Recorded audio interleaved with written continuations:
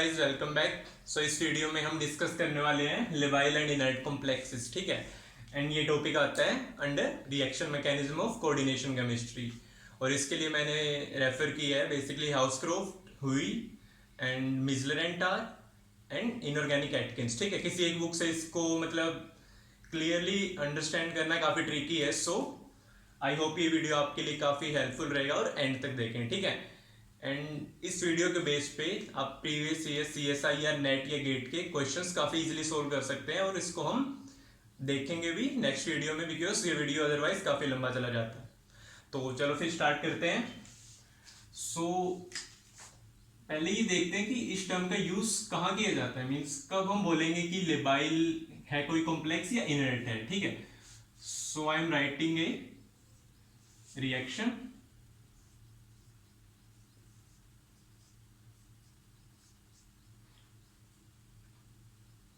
ठीक है। इसमें हम देख सकते हैं कि क्या हो रहा है इस रिएक्शन में, लिगेंड सब्स्टिट्यूशन, बिकॉज एक लिगेंड दूसरे लिगेंड से क्या हो रहा है, सब्स्टिट्यूट हो रहा है, ठीक है। सो हम बोलते हैं कि अगर इस रिएक्शन का half life less than 1 minute होता है, less than equal to 1 minute, so हम बोलेंगे कि जो कॉम्प्लेक्स है अपना वो क्या है, लेबाइल, ठीक है। और अगर उसका half life greater than 1 minute है, सो हम उसको बोलते हैं जो कॉम्प्लेक्स के अपना इनर्ट या फिर नॉन लेबाइल,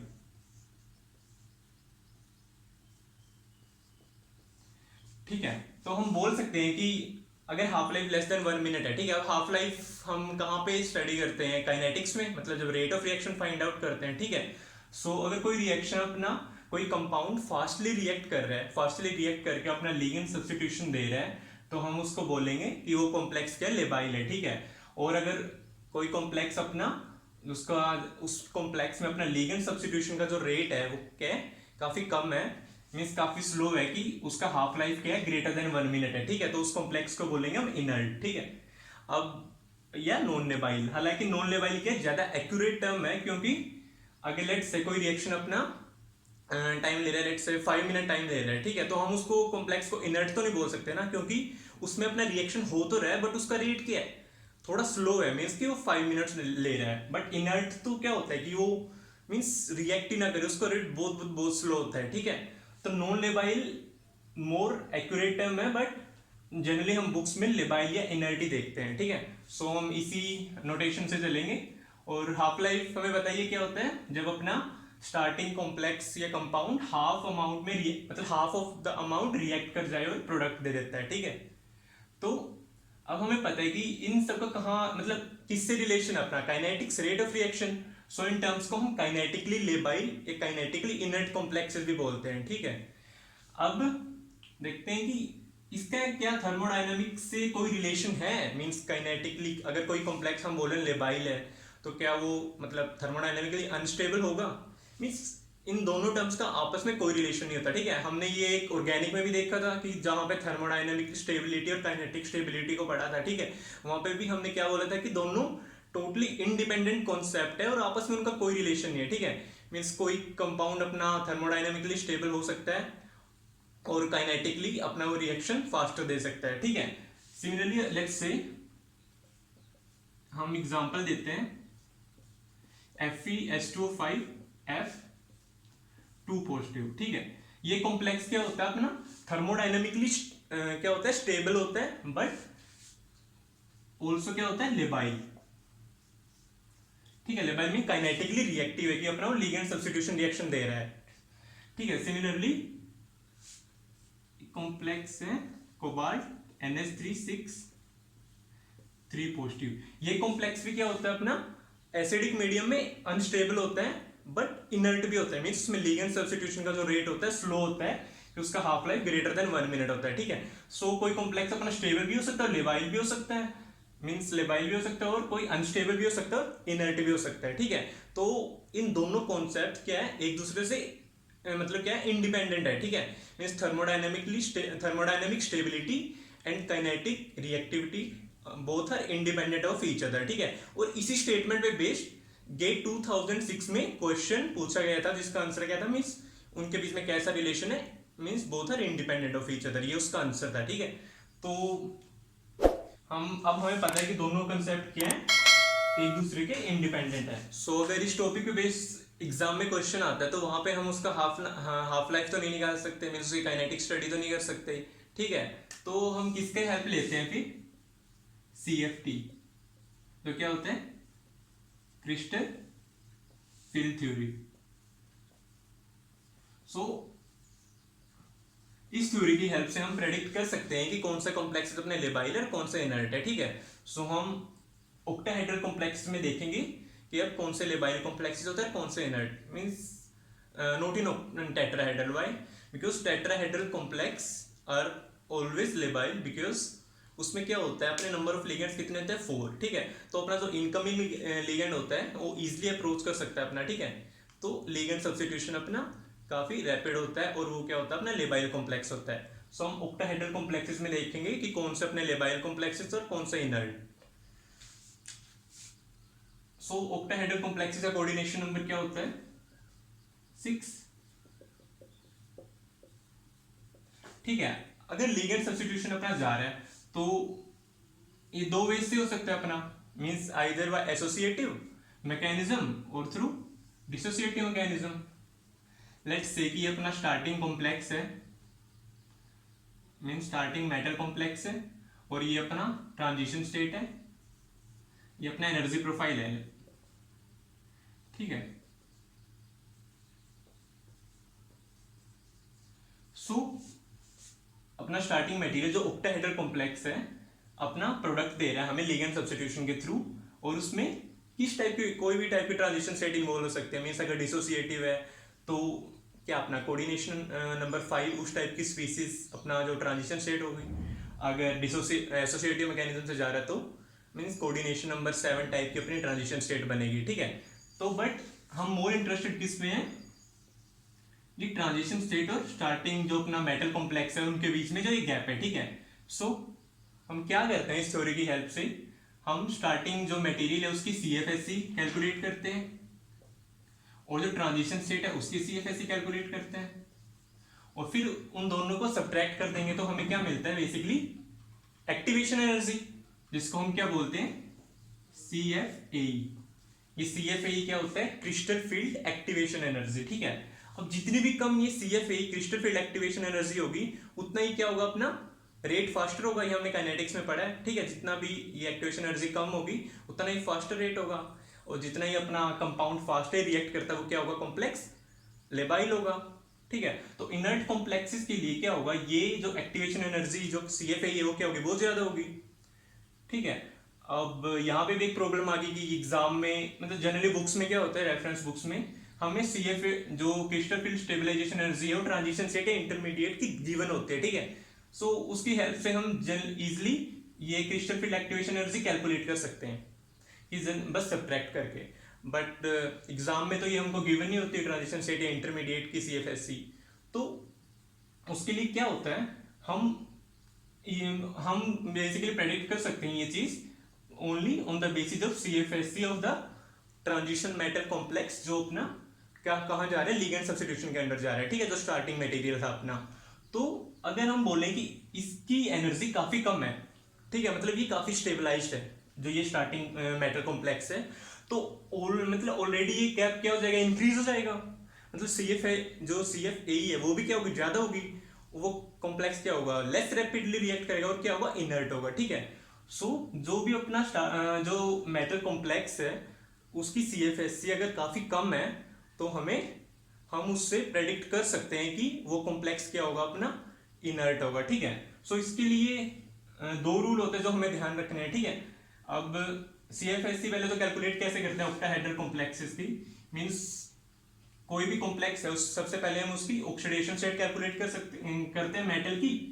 अब मेटल की ऑक्सीडेशन स्टेट आ गई तो वहां से हम उसकी D electronic configuration find out करते हैं, ठीक है, कि कितने इलेक्ट्रॉन है डी में।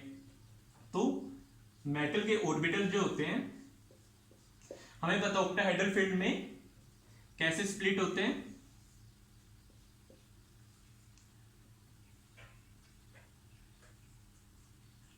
तीन ऑर्बिटल अपने क्या बनाते हैं, T2C, और दो ऑर्बिटल क्या होता है, Eg में, ठीक है।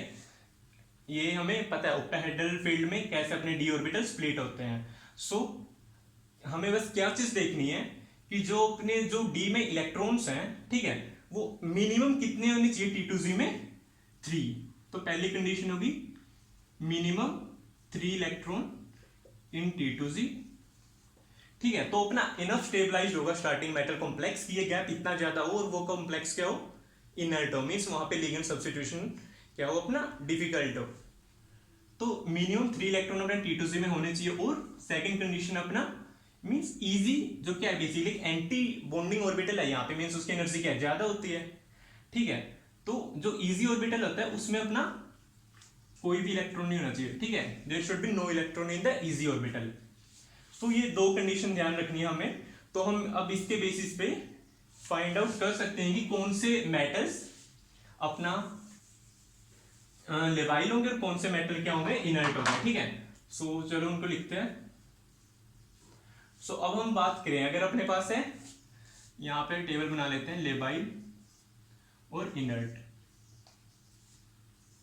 सो अब मैं बोल रहा हूं कि D3 अगर किसी मेटल में अपना मेटल जो है उसकी इलेक्ट्रॉनिक कॉन्फ़िगरेशन D3, ठीक है। अब D3 होगा तो अपना इजी में कोई इलेक्ट्रॉन नहीं है और मिनिमम 3 इलेक्ट्रॉन्स हमने बोला था T2Z में होने चाहिए, तो वो इनफ स्टेबलाइज्ड होगा अपना स्टार्टिंग मेटल कॉम्प्लेक्स, तो वो क्या बिहेव करेगा, इनर्ट, ठीक है। सो D3 अपना आएगा सॉरी इनर्ट वाली कैटेगरी में। अब लो स्पिन और हाई स्पिन से तो कोई फर्क नहीं पड़ता बिकॉज T2Z में ही वो 3 इलेक्ट्रॉन लाई करेंगे अपने। और सिमिलरली अब D4 की बात करें, अगर D4 अगर हाई स्पिन होगा तो 1 2 3 इलेक्ट्रॉन यहाँ पे फिल हो गए और 1 इलेक्ट्रॉन कहां पे जाएगा, इजी में, ठीक है। हाई स्पिन कॉम्प्लेक्सेस में क्या होता है, ये एनर्जी गैप कम होता है क्योंकि अपना वीक फील्ड लिगेंड होता है। तो अगर ये एनर्जी गैप कम होगा तो फोर्थ इलेक्ट्रॉन है वो कहां जाएगा, इजी में। तो अब हमने बोला था कि इजी में अपना कोई इलेक्ट्रॉन नहीं होना चाहिए, ठीक है, इनर्ट होने के लिए। सो D4 हाई स्पिन लेवाइल हो जाएगा अपना। सिमिलरली D5 हाई स्पिन भी लेवाइल हो गया, D6 हाई स्पिन भी लेवाइल हो गया। अगर हम बात करें D4 लो स्पिन की तो 4 इलेक्ट्रॉन्स अपने D2Z में फिल होंगे। मींस कैसे फिल होंगे, पहले सिंगल सिंगल फिल होगा फिर फोर्थ इलेक्ट्रॉन भी यहीं पे फिल हो जाएगा, ठीक है, क्योंकि स्ट्रॉन्ग फील्ड लिगेंड्स होगा अपना मतलब लो स्पिन के केसेस में, तो ये एनर्जी गैप ज्यादा होगा तो इलेक्ट्रॉन T2Z में ही अपना पेयर हो जाएगा। सो D4 लो स्पिन क्या होगा, इनर्ट होगा। सिमिलरली D5 लो स्पिन भी क्या होगा, इनर्ट होगा। D6 लो स्पिन भी इनर्ट होगा, ठीक है, क्योंकि उसमें अपने मिनिमम 3 इलेक्ट्रॉन तो T2Z में होंगे बट एंटी बॉन्डिंग में कोई मतलब इजी में कोई इलेक्ट्रॉन नहीं होगा, ठीक है। और हम सिमिलरली बता सकते हैं कि D1 D2 इन दोनों केसेस में भी अपने मिनिमम 3 इलेक्ट्रॉन ये वाली कंडीशन सेटिस्फाई नहीं हो रही, तो वो भी क्या होंगे, लेबाइल होंगे।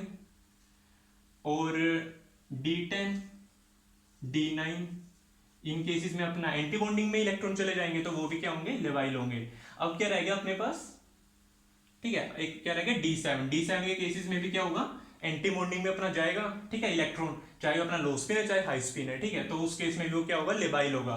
अब क्या बच गया अपना D8 क्या इसकी एक्सेप्शन है बेसिकली। D8 के केसेस में क्या होता है, अगर वो D8 अपना 3D सीरीज में लाई कर रहा है, ठीक है, तो वो इंटरमीडिएट बिहेव करता है, ना लेबाइल होता ना इनर्ट होता, ठीक है, वो काइंड ऑफ इनके बीच में लाई करेगा D8 अगर 3D सीरीज का है। अगर वो 4D और 5D सीरीज का होता है, 4D और 5D मतलब अपने लोअर पीरियड्स वाले जो मेटल्स हो गए, ठीक है, तो उन केसेस में क्या होता है, ये गैप काफी इंक्रीज हो जाता है, उस वजह से बेसिकली वो उनकी CFSC काफी कम होती है। तो उनकी CFSC कम होती है तो वो क्या किस कैटेगरी में आते हैं, वो इनर्ट की कैटेगरी में ही बिलोंग करेंगे, ठीक है। सो D8 4D और 5D सीरीज के होंगे, वो भी क्या आएंगे, इनर्ट, मतलब इनर्ट कॉम्प्लेक्सेस में हम उसको इनर्ट कॉम्प्लेक्सेस के अंडर ही रखेंगे, ठीक है। सो अगर आपके पास सिंपली कोई मेटल आयन गिवन है, ठीक है, उसमें हमें बताने के लेबाइल एंड इनर्ट कौन सा है, तो हम इनको रेफर करके बता सकते हैं इजीली कि कौन सा अपना लेबाइल के अंडर आएगा, कौन सा इनर्ट के अंडर आएगा, ठीक है।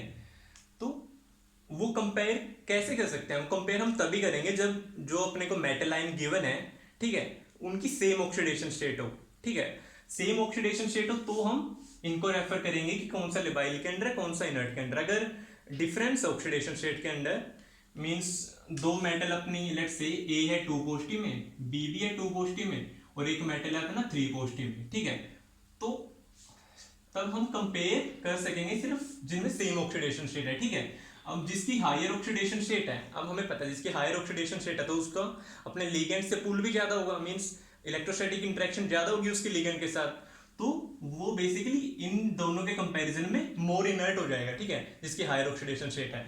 तो हम इन दोनों को कंपेयर करेंगे इन मतलब इनकी हेल्प से, और फिर दूसरे वाले जो अपना metal ion higher oxidation state में लोअर में, उसको हम वैसे नॉर्मल चेक करना पड़ेगा कि उसका बेसिकली इनर्टनेस उससे कम होगी या ज्यादा होगी, ठीक है, क्योंकि सेम ऑक्सीडेशन स्टेट वालों को ही हम इससे कंपेयर करेंगे। तो ये तो था लेबाइल एंड इनर्ट, अगर सिंपली अपने को मेटल आयन गिवन है, ठीक है। ये सेम ही कंसेप्ट अपना कहाँ पे यूज होता है, यूज होता है अपना कई क्वेश्चंस में जहां पे हमें क्या बताना होता है, rate of water exchange. Means कोई भी मेटल आयन है से एम, अगर वो वाटर में डिजोल्व है, ठीक है, से ऑक्टाहेड्रल कॉम्प्लेक्स बना रहे हैं, ऑक्सीडेशन स्टेट है एन पोस्ट, ठीक है।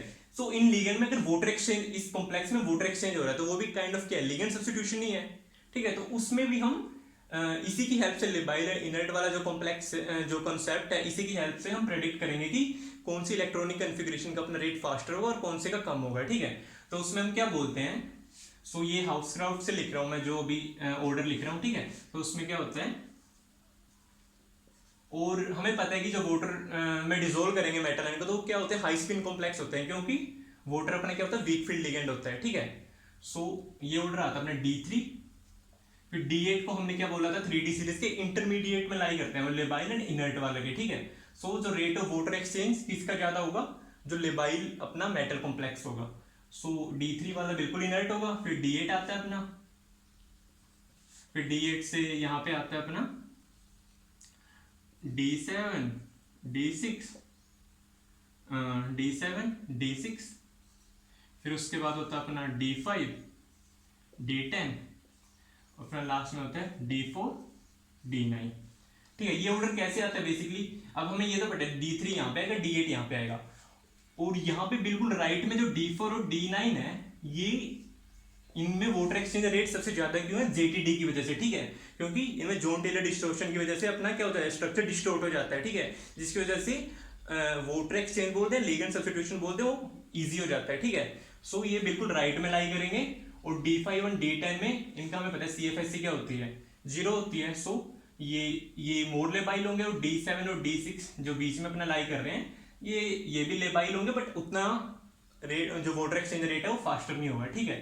सो ये था ऑर्डर अपना 3D सीरीज के लिए, जो 3D सीरीज के मेटल कॉम्प्लेक्सेस है, जो मेटल और एक्वा वाटर कॉम्प्लेक्सेस है, उनमें रेट ऑफ वाटर एक्सचेंज क्या होगा, ठीक है। और हमने ये सेम बात पहले भी बोली थी कि अगर सेम ऑक्सीडेशन स्टेट वाले हमें मेटल कंपेयर करनी है तो उनको हम इस ऑर्डर से कंपेयर करेंगे, बट अगर एक मेटल हायर ऑक्सीडेशन स्टेट में है, लेट्स से क्रोमियम 3 पॉजिटिव है, एक क्रोमियम 2 पॉजिटिव है, ठीक है, तो हमें पता है ना क्रोमियम 3 पॉजिटिव तो क्या होगी, मेटल ऑलरेडी इनर्ट होगा ना, वो कॉम्प्लेक्स हो, क्योंकि इसमें इलेक्ट्रोस्टैटिक इंटरेक्शन ज्यादा है लिगेंड के साथ, जिसकी वजह से वो इजीली सब्स्टिट्यूट नहीं होगा, ठीक है। सो उसका उस कॉम्प्लेक्स की इनर्टनेस ज्यादा होगी, ठीक है। सो ये अगर हम इसको लेबाइल बोलेंगे तो ये क्या हो जाएगा, इनर्ट हो जाएगा, ठीक है। वो डिपेंड करेगा क्वेश्चन में हमें कैसे देखना है, अगर ऑर्डर सेट करना है तो। ये तो था ट्रांजिशन मेटल कॉम्प्लेक्सेस में कैसे होता है, ठीक है। अब नॉन ट्रांजिशन मेटल कॉम्प्लेक्सेस में क्या होता है, अब उनमें कोई 3D में तो इलेक्ट्रॉन्स होते नहीं है, तो उन कॉम्प्लेक्सेस में क्या देखते हैं हम, उसमें देखते हैं बस चार्ज टू साइज रेशो। अगर हमें उन कॉम्प्लेक्सेस में रेट ऑफ वाटर एक्सचेंज बताना है कैसे होगा, तो बताएंगे हम चार्ज टू साइज बेसिस पे, ठीक है। तो अगर चार्ज ज्यादा है, ठीक है, मेटल कोई भी मेटल पे चार्ज ज्यादा है, तो उसमें क्या होगा, वो वाटर एक्सचेंज का रेट कम होगा, क्योंकि उसमें इलेक्ट्रोस्टैटिक इंटरेक्शन ज्यादा होगी। सिमिलरली अगर साइज कम है तो उस केस में भी वो मतलब टाइटली बॉन्ड करेगा अपना लिगेंड के साथ, और वो इजीली सब्स्टिट्यूट नहीं होगा, ठीक है। तो ये रेशियो अपनी क्या होनी चाहिए, हाई होनी चाहिए for inert non transition metal complexes, ठीक है। सो लेट्स से अपने पास है एल्यूमिनियम एक्वा कॉम्प्लेक्स, फिर है मैग्नीशियम,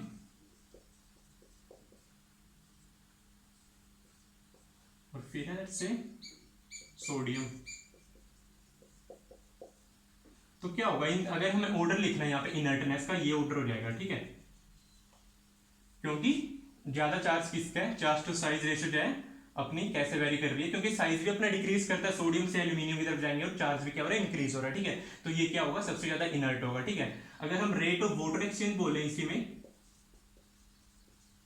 तो वो क्या हो जाएगा, वो किसको डिफाइन करता है, मतलब लेबिलिटी ऑफ द कॉम्प्लेक्स, जिसमें अपना जो कॉम्प्लेक्स लेबाइल होगा उसी में वाटर एक्सचेंज फास्टर होगा, तो वो ऑर्डर अपोजिट हो जाएगा, ठीक है।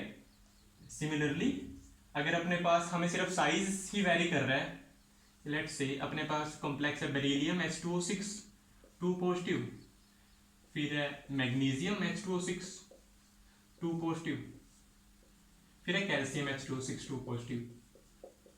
अब हमें पता है इन तीनों में क्या चेंज हो रहा है, साइज चेंज कर रहा है, क्योंकि चार्ज क्या है, तीनों में सेम है +2। तो इस केस में हमें पता है कि अगर छोटा साइज होगा जिसका, तो उसकी इनर्टनेस ज्यादा होगी, ठीक है। तो अगर हमें रेट ऑफ वाटर एक्सचेंज लिखना है यहाँ पे, तो वो क्या होगा, ये हो जाएगा, ठीक है, क्योंकि ये ज्यादा इनर्ट है, क्योंकि इसका साइज छोटा है, ठीक है। सो ट्रांजिशन मेटल कॉम्प्लेक्सेस में हमें सिर्फ क्या देखना है, चार्ज टू साइज रेशियो। सो ये था मतलब लेबाइल एंड इनर्ट कॉम्प्लेक्सेस के बारे में, ठीक है। सो अभी नेक्स्ट वीडियो में हम प्रीवियस ईयर CSIR नेट और गेट के क्वेश्चंस करेंगे, मींस सो देखेंगे कि कितना इजीली हम सिर्फ इस कंसेप्ट की हेल्प से क्वेश्चन सोल्व कर सकते हैं। सो आई होप ये वीडियो आपके लिए हेल्पफुल था। अगर अच्छा लगा हो तो लाइक और सब्सक्राइब जरूर करें। Thank you so much.